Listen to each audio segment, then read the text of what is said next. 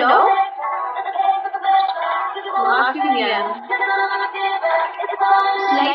Slight lang. Pero nakalagay, sour. Pero hindi. Medyo lang.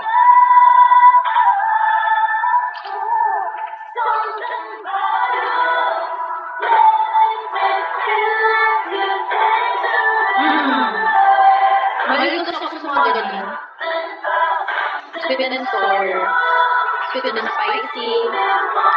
Ako yan, sweet and spicy. Hindi sweet and spicy ako Ano ako? Sweet, tapos hot. Spicy ba? Meron pala. Oo. Feeling ko ito. Ano ko siya, parang siyang Korean market. Madaming, like, hindi siya Korean market, pero madaming chocolates, tapos mga gummies. Doon siya nabili. Ito. May strawberry neto. Kasi ito daw yung bestseller sa... Yeah. Sweet hot and sour. Caring din. Caring.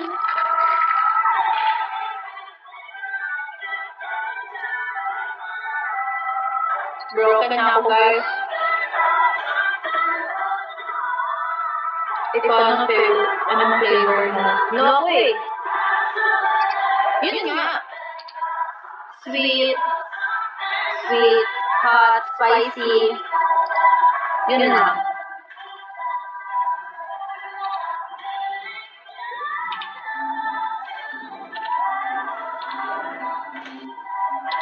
Hi, Jay.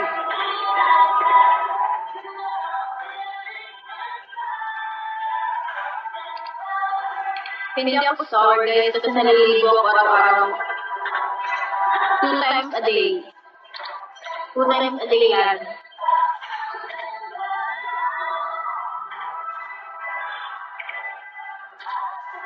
Repeat. Hidden, low. Migo, low. Hi, now. $24 low.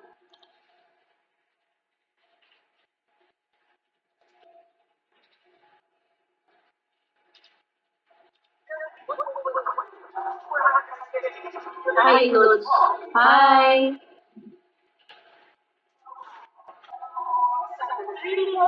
Pagka-work na mga medyo lang. Huwag mo i-spill. Anong favorite juice mo? Sa ano ba? Sa what? Sa vape?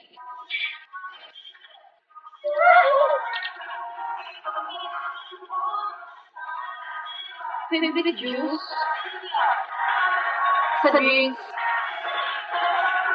Strawberry. Red Crown, hello. Red Crown ulit? Strawberry favorite ko. $8 lasa mo. Sweet and sour. Okay lang.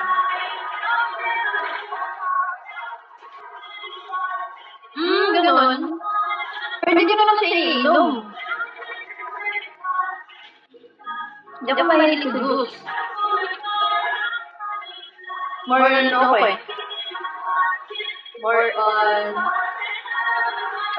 Oo nga, pwede din. Kasi mahilig ako sa Dutch Mill na strawberry.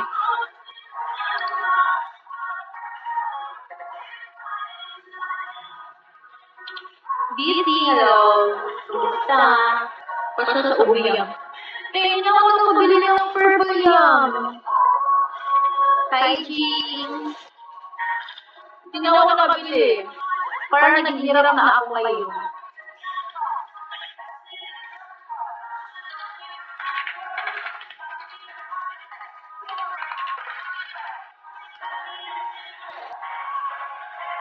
Billy, hello. Milk strawberry. Milk strawberry ba? Parang Dutch Mill. Basta search mo Dutch Mill. Isa-suggest ko yun sa'yo. Masarap siya.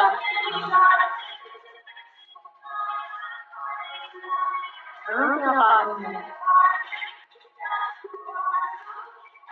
Ano ba? Gummy. Sa gummy.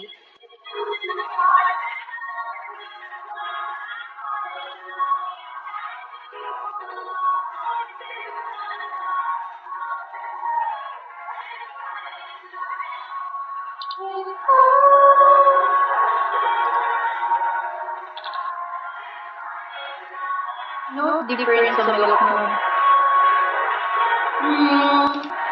Uy, yung Dutch meal. Ay, hindi siya Dutch milk. It's Dutch meal. M-I-L-L. IMC.